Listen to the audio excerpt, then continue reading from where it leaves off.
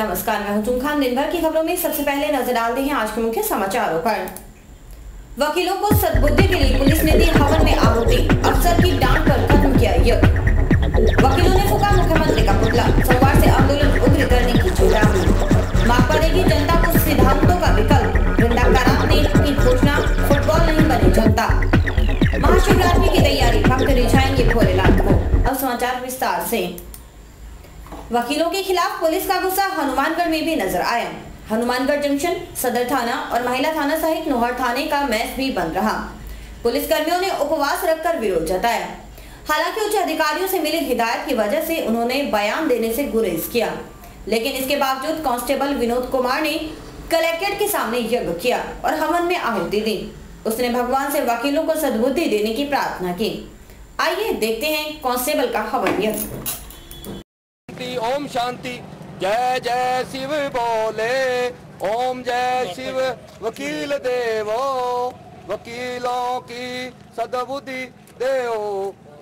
जो वकील कभी आमजन शांति, ओम शांति, ओम शांति। वकील भाइयों को सद्बुद्धि दो, सद्बुद्धि दो, सही रास्ते पे चलाओ, कानून की रक्षा हो। ओम शांति, ओम देश, ओम शांति, ओम शांति। वकीलों को सद्बुद्धि दो, वकीलों को सद्बुद्धि दो। ओम शांति, ओम शांति, ओम शांति, ओम शांति, ओम शांति, ओम शांति, ओम शांति। जय जय शिव बोले, ओम जय शिव। वकील देवो, वकीलों की सद्बुद्धि देओ।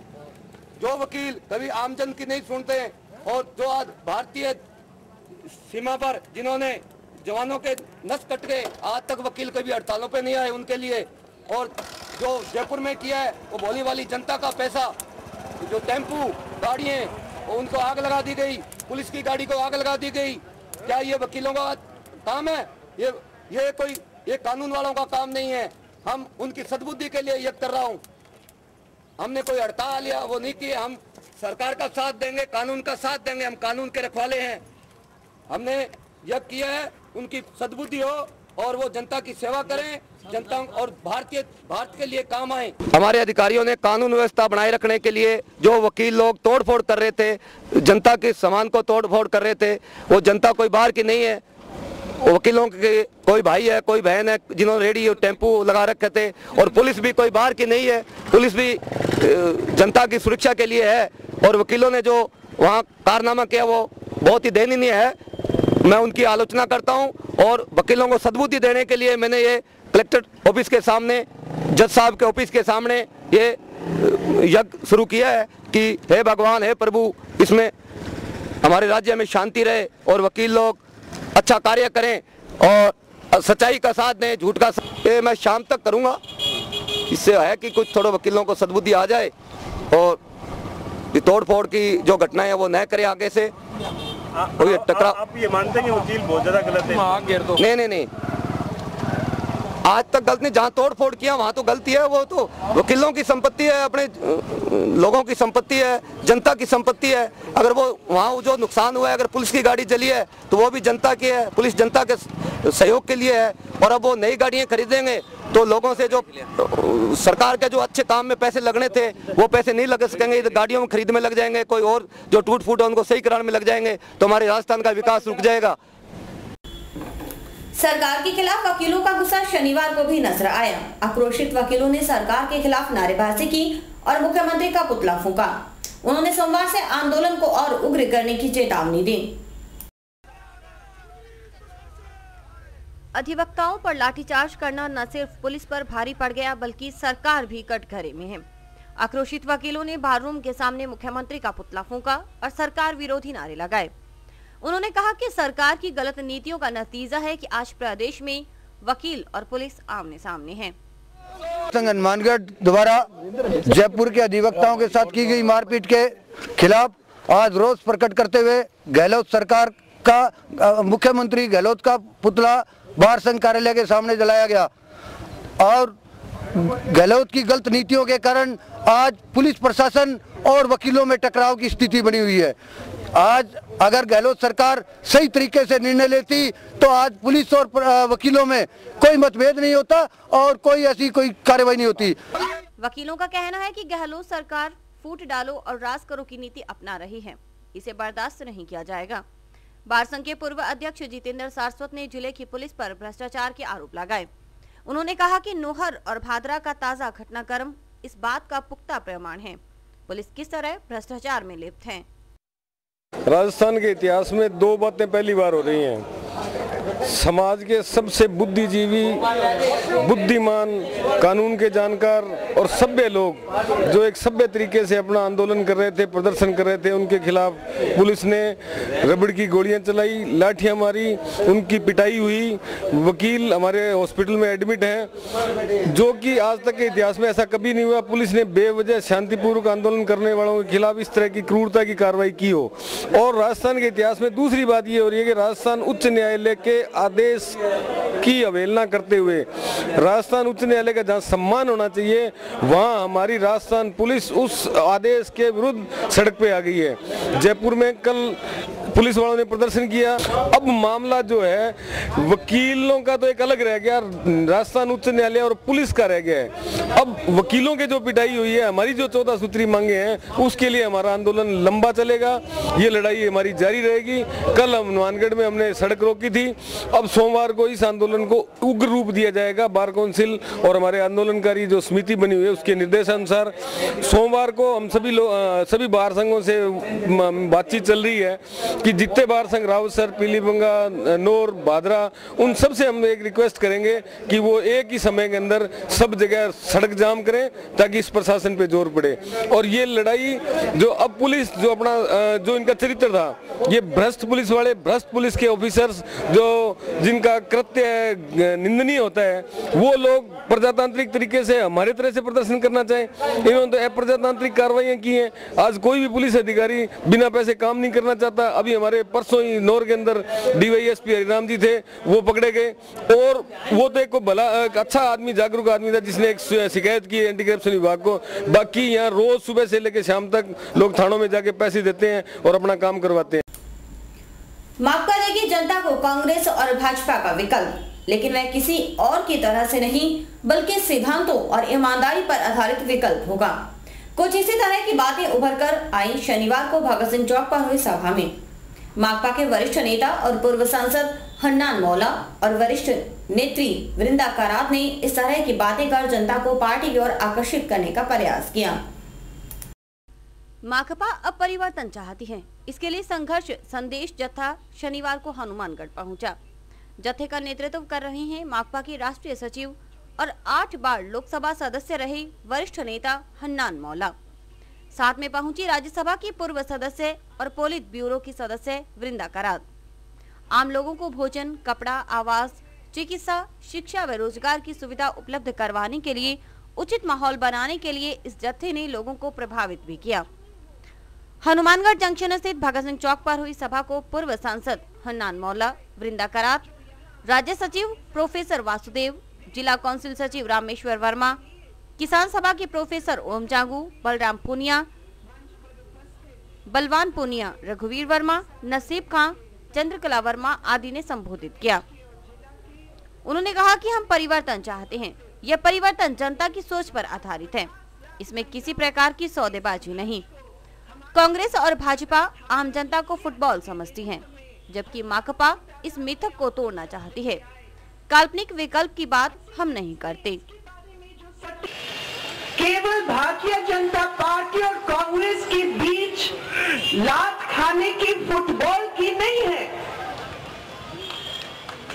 हम ये विश्वास दिलाना चाहते हैं इस देश की जनता को कि विकल्प है, विचारों की विकल्प,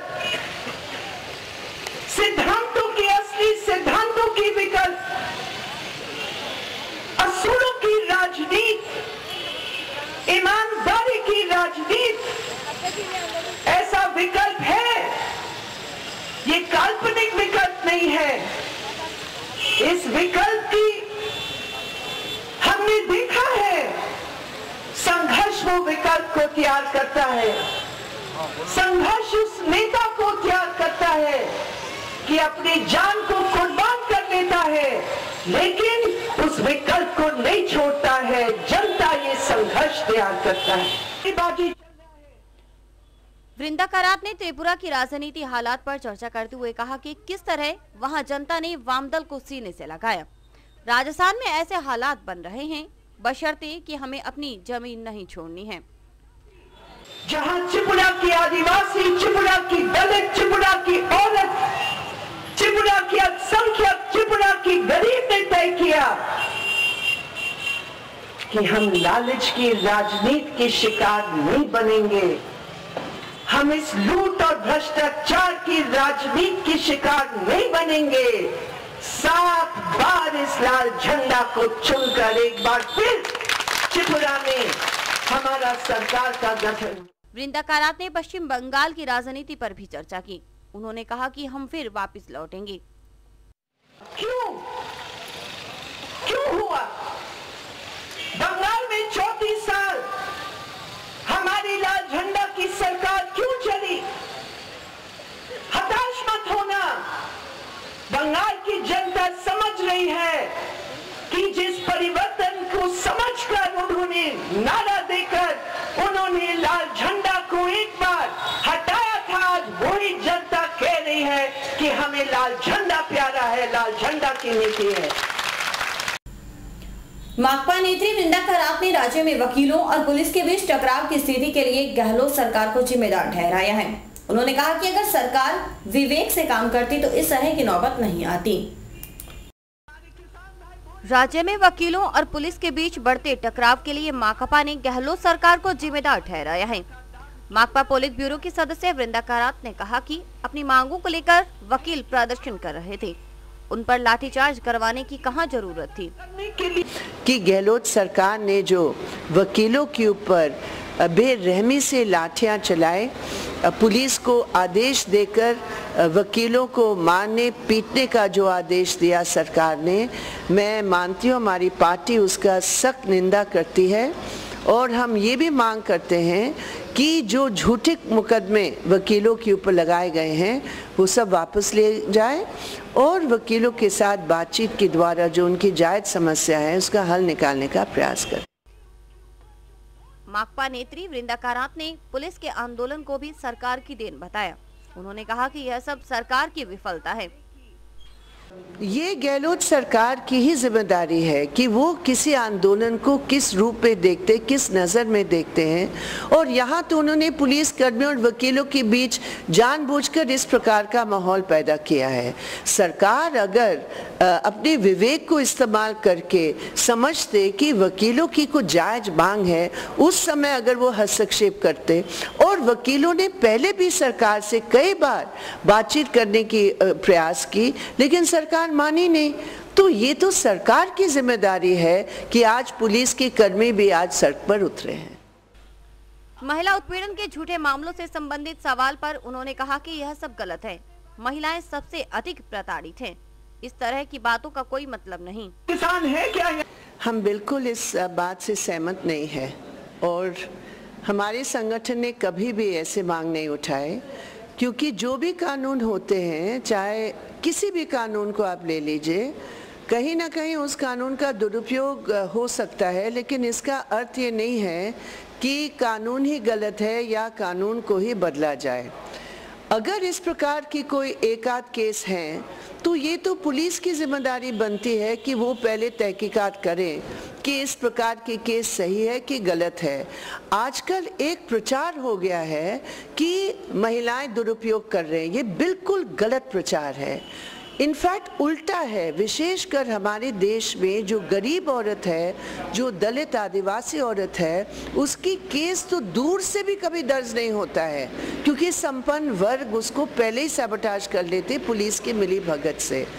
तो इसलिए घरेलू हिंसा की जो केसेस है वो भी बढ़ रहे हैं हिंदुस्तान में।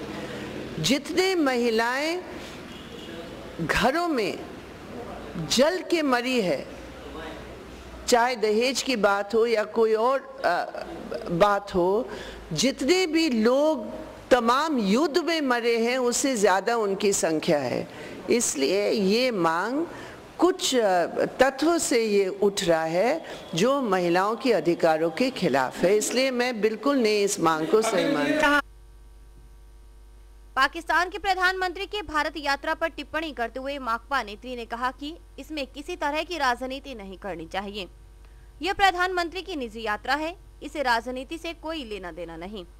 इस संबंध में भारतीय प्रधानमंत्री डॉक्टर मनमोहन सिंह के रुख का समर्थन करते हुए वृंदा करात ने कहा कि पाकिस्तान को आतंकवाद के खिलाफ सख्त कदम उठाने की जरूरत है।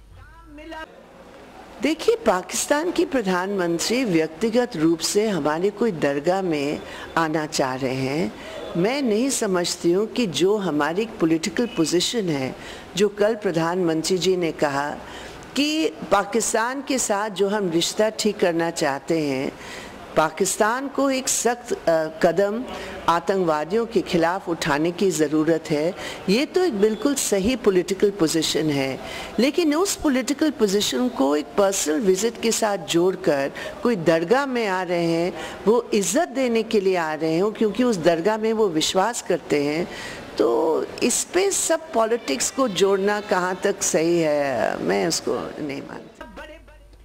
लोकसभा चुनाव के संबंध में बात करने से इनकार करते हुए वृंदा करात ने कहा कि अभी संघर्ष का समय है, चुनाव के लिए बातें करने का नहीं।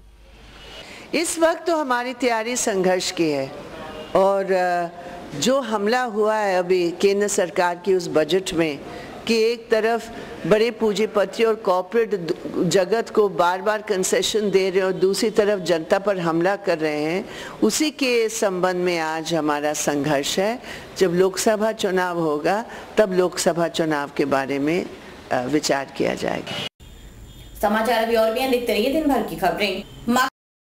हमारे यहाँ पर आपको आकर्षक कीमतों पर 32 इंच LED LCD टीवी उपलब्ध हैं। डीजी वर्ल्ड के शोरूम पर आपको आकर्षक brand Videocon, Sansui, Kelvinator, Electrolux, Philips, Panasonic, Kenstar आदि के होम एप्लायंसेस मिलेंगे। यहाँ पर LED LCD TV, AC, refrigerator, washing machine, microwave, water heater आदि इलेक्ट्रॉनिक सामान आकर्षक कीमतों पर एक ही छत के नीचे मिलेंगे। मैं Deepak Bansal radio corporation, Bansal electro power, DG world, Hanumangarh.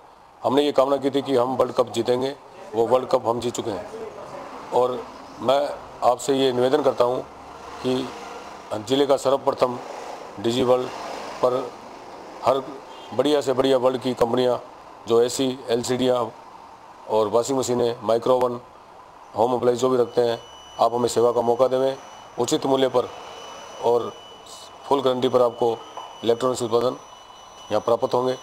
जय हिंद, वंदे मातरम। संपर्क करें DG world, town junction road, Vijay cinema के सामने, हनुमानगढ़ टाउन।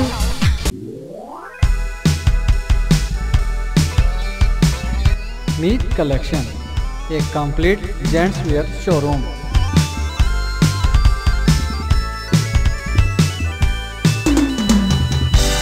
जहां पर आपको जेंट्स वेयर में रेडीमेड गारमेंट्स, इंपोर्टेड शूज, चप्पल आदि की भरपूर वैरायटी मिलेगी। वैरायटी ऐसी जो आपको देखते ही मन भा जाए, रेट ऐसे जो आपको पसंद आ जाए। यदि आप कम कीमत में अच्छी वैरायटी खरीदना चाहते हैं तो तुरंत संपर्क करें। हमारा पता है मीत कलेक्शन, खोसा कॉम्प्लेक्स, नज़दीक श्री राम मार्केट, हनुमानगढ़ जंक्शन।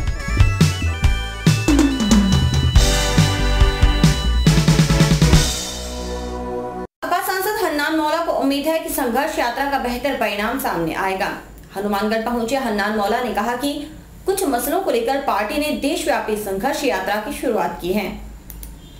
हमारा इस संघर्ष संदेश जप्ता Communist Party of India Marxist ने पूरे हिंदुस्तान में इसको निकाला है और कलकत्ता से, केरला से, मुंबई से और अमृतसर से ये 4 जत्था पूरे हिंदुस्तान का 10,000 किलोमीटर हम भ्रमण करके हमारा देश में जो समस्याएं हैं इसके खिलाफ संघर्ष के बिना ये स्थिति बदल नहीं सकता। ये जो संदेश है ये लेके हम घूम रहा है पूरे देश में और हमारा कहना यही है जो आज भोजन नहीं लोग को मिलता है, 35 किलो अनाज 2 रुपया में हर लोग को APL BPL ख़त्म करके सबको देना सरकार का जिम्मेदारी है, ये लेना पड़ेगा। पैसा है 6 करोड़ टन गोदाम में है मगर लोग को भूखा मर रहा है, ये क्या है? नहीं मिलता तो अलग बात है, जब है एक तरफ सड़ रहा है, चूहा खा रहा है, अब दूसरी तरफ लोग को मिल नहीं रहा है। इसलिए हमारा मांग है 35 किलो अनाज 2 रुपया में हर परिवार को देना, भोजन का। जमीन नहीं है, करोड़ों लोग का पास जमीन नहीं है, घर रखने का एक छात नहीं है। भूमिहीन गृहहीन के लिए घर देने का, जमीन देने का जिम्मेदारी सरकार का है। सरकार घोषणा किया था आज़ादी का समय, आज तक पूरा नहीं हुआ, ये दूसरे मांग है। तीसरा है बेरोजगार।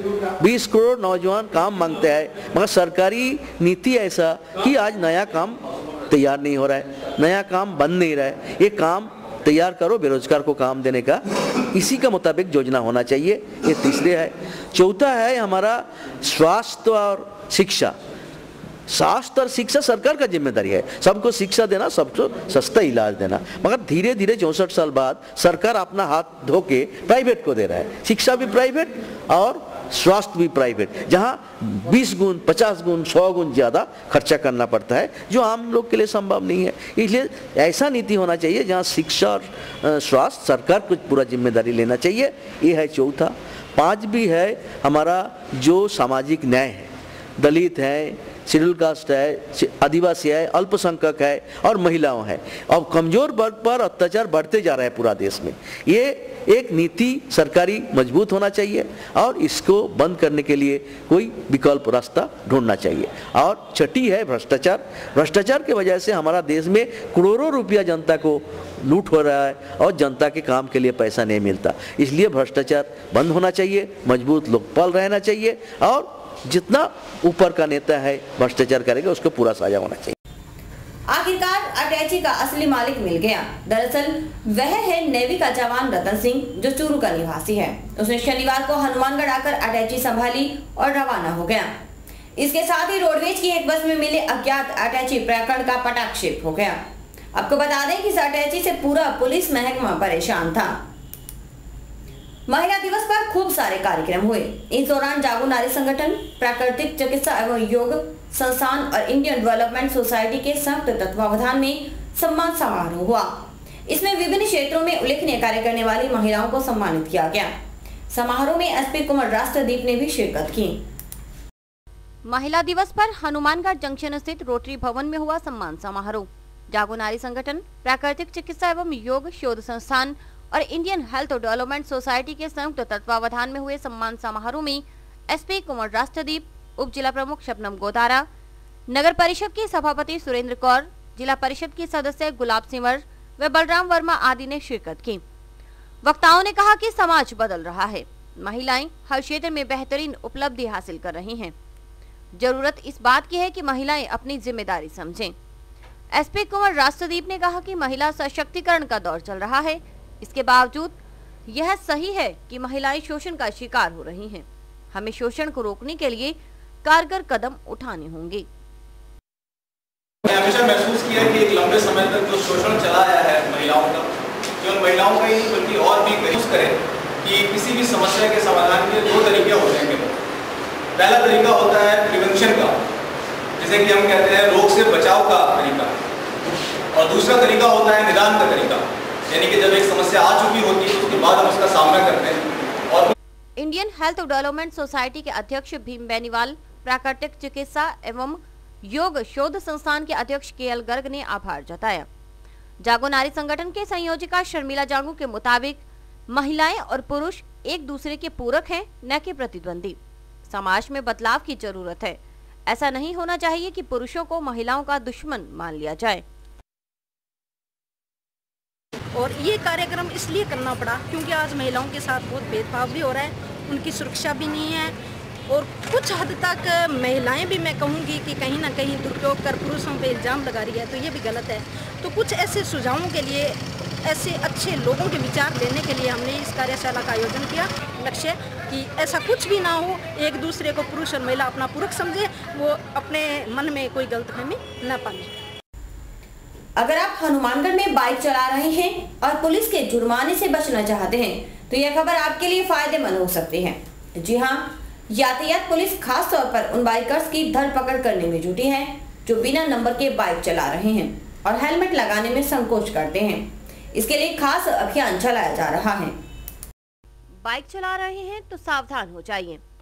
सावधान इसलिए क्योंकि यातायात पुलिस की सबसे अधिक नजर बाइकर्स पर है। हादसों में बाइकर्स की मौत और घायल होने के बढ़ते मामलों को देखते हुए यातायात पुलिस ने विशेष अभियान चलाया है।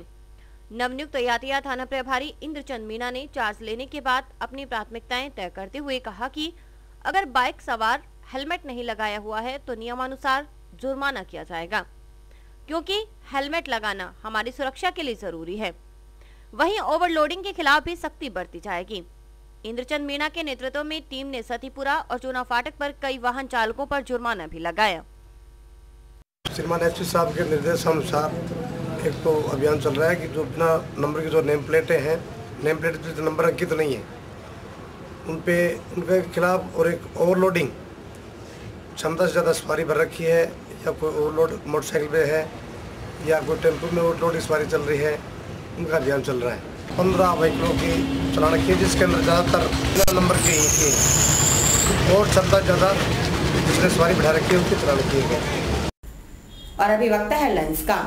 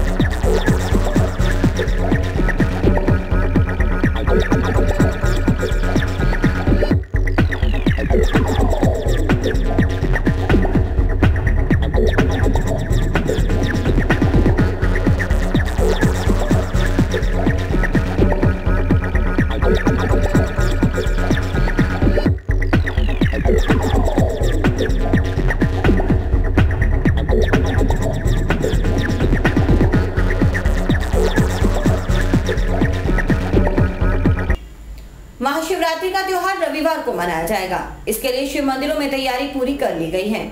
हर कोई देवादिदेव महादेव की कृपा पाने के लिए बेताब है। मंदिरों को सजाने का काम जोरों पर है। कई जगह मेले भी लगेंगे। दुकानदारों ने एक दिन पहले ही दुकानें सजा ली हैं। महाशिवरात्रि का पर्व रविवार को मनाया जाएगा। इसकी तैयारियां पूरी हो चुकी हैं। खासकर सभी शिव मंदिरों में इसके लिए विशेष तैयारी की गई है। Railway station, housing board colony और ऐतिहासिक भटनेर के प्राचीर में स्थित 1103 वर्ष पुराने श्री भूतेश्वर धाम सदाशिव मंदिर में तैयारियों को अंतिम रूप दिया गया है। रेलवे स्टेशन परिसर स्थित शिव मंदिर में रविवार शाम 6 बजे से जागरण होगा। तैयारियां चल रही हैं और कल शाम को 6 बजे से लेकर रात के 12 बजे तक गुणगान होगा भोलेनाथ का। शिव जी और पार्वती की अच्छी झांकियां दिखाई जाएंगी। हाउसिंग बोर्ड कॉलोनी स्थित शिव कुटिया में बाबा भोलेनाथ की महिमा का गुणगान किया जा रहा है। करीब 15 दिनों से चल रही तैयारी पूरी हो चुकी है। इस मौके पर हर साल विशाल मेला भी लगता है। हजारों भक्त भोलेनाथ को प्रसन्न कर आशीर्वाद प्राप्त करते हैं। मेले की तैयारी हो चुकी है। कई दुकानें सज चुकी हैं। झूले आदि लगने लगे हैं, जिनको लेकर बच्चों का जबरदस्त क्रेज है। पुजारी के मुताबिक यह मंदिर काफी महत्वपूर्ण है। हर भक्त की मनोकामना पूरी करते हैं भोलेनाथ। शिवरात्रि की तैयारी में शिव कुटिया में 15 दिन हो गए हमें तैयारी करते हुए, और कल महाशिवरात्रि का विशेष प्रोग्राम बहुत ही धूमधाम से मनाया जाएगा। यह है भटनेर किले के भीतर स्थित 1103 साल पुराना शिव मंदिर।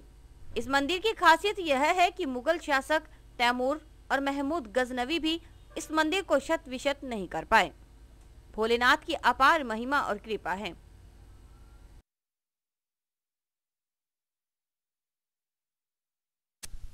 ये किला और मंदिर 1103 साल पुराना है। ये महाराज भटनेर सिंह के लड़के भूपत सिंह ने ये किला और मंदिर दोनों बनवाया था। यहाँ पर हर एक जो भी आता है उसकी मनोकामना पूर्ण होती है। ये मोहम्मद गौरी और गजनी का भी यहाँ अधिकार रहा, पर वो भी इस दोनों मंदिरों में न तोड़ फोड़ नहीं की, क्योंकि इसकी इतनी सिद्धता है। आखिर में फिर उन्हें जाकर के तलवाड़ा झील के पास में 91-92 में उनका युद्ध हुआ। इस किले के अंदर 103 आक्रमण हो चुके हैं। आखिरी आक्रमण सूरज सिंह जी महाराज ने किया, जो आज से 204 साल पहले हुआ था। उसमें फिर इसको पराजित किया एक मुसलमान बादशाह को, जिसके बाद में इसका नाम हनुमानगढ़ रखा गया। यहाँ जो भी आते हैं सबकी मनोकामनाएं पूर्ण रूप से पूरी होती है। और कल यहाँ शिवरात्रि का पर्व मनाया जाएगा, बड़े ही धूमधाम से मनाया जाता है। यहाँ पर 4 पूजाएं और जागरण का दोनों ही प्रोग्राम होता है। यहाँ करीबन 1 लाख या 70,000 के करीबन यहाँ के आराम से यात्रीगण आते हैं और दर्शन पाते हैं और अपनी मनोकामना सिद्ध प्राप्त करते हैं। मंदिर में हर व्यक्ति की मनोकामना पूरी होती है। निर्जन स्थान में मंदिर होने के कारण यहाँ पर भक्तों को जैसे कैलाश की तरह शांति का एहसास होता है।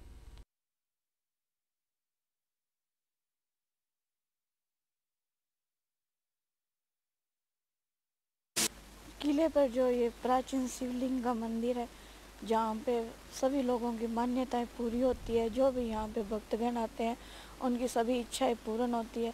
यहाँ पे आके मन में एक शांति का माहौल और वातावरण है। यहाँ पे सभी ज्योतिर्लिंगों की तरह ही दर्शन किए जाते हैं और यहाँ पे मन में शांति होती है। जैसे कैलाश में भगवान भोले शंकर है, वैसे ही यहाँ पे स्थापित है सभी लोगों की आत्माओं और दिलों में शांति। किले का मंदिर है जो सबसे प्राचीन मंदिर है और यहाँ पे मतलब सभी की मनोकामना पूर्ण होती है और सबकी हुई भी है। और यहाँ पे आके मतलब शांति मिलती है मन को, और जैसे कि कैलाश पर्वत पे जाने के बाद मन को शांति मिलती है। और इसी के साथ समाचार समाप्त हुए। रोजाना देखते रहिए समाचार। नमस्कार।